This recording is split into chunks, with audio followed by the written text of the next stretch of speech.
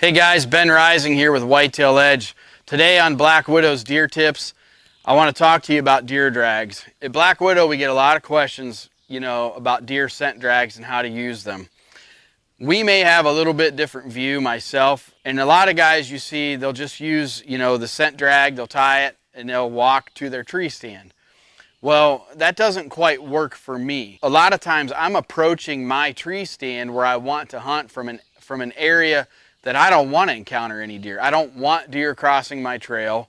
I don't want deer getting my wind. I'm trying to get to my stand undetected as possible. I don't want those deer knowing I'm hunting them. So typically when I do a scent drag, I don't really lay the scent drag till I get there. Because if you think about this, I just want to make some common sense points. I've raised coonhounds for years. Whenever you're laying a scent trail for a dog, you want the tree to be, where the dog trees the coon, to be the strongest scent. I mean, because a trail should get, cold to hot. That's the direction the dog or any animal is going to track and think that they're catching up with whatever they're after. Same thing goes with laying a deer scent drag.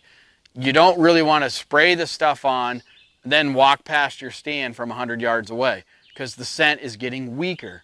So you really want to be as scentless as possible once you're on your way back from the stand. You want to lay the scent trail strongest from the stand and walk away from your stand. Get to where you're trying to get to, like if you're walking towards, you want to cross a few trails where your stand is here, and say you're walking like up a ridge and you know that these bucks are going to be crossing this ridge to where they're looking for does in the morning or in the evening, whichever. They're going to cut your trail then. They're going to follow it back then to the strongest smell, which is right out in front of your stand at 20 or 30 yards. That's where you want this trail to start. And what I like to do sometimes is I'll actually start that trail, go one direction, come back, do the same, go another direction. Freshen up, start it right there. So that way all the strong scent is right there in your roundhouse where you're going to be able to shoot the deer. I know that's not what people have typically heard, but if you really sit there and you think about it, it makes sense. You don't want the deer tracking the other way. You don't want the deer being downwind of you, following you into your stand. You want that deer to be as susceptible to being, in front of you and lured in by this scent as much as you can. What I have found to be the most attractive, especially like pre-rut and post-rut, is the hot and ready. I mean, it's the most effective because it is pure doe and estrus smell. What I have here is an actual scent wick by Black Widow. And this is really all you got to do. You just got to have a piece of string tied to one of these, but you just soak this thing down real good, and then you just lay it in the grass, or on the leaves, and then you just want to kind of just drag it along, just drag it through the woods.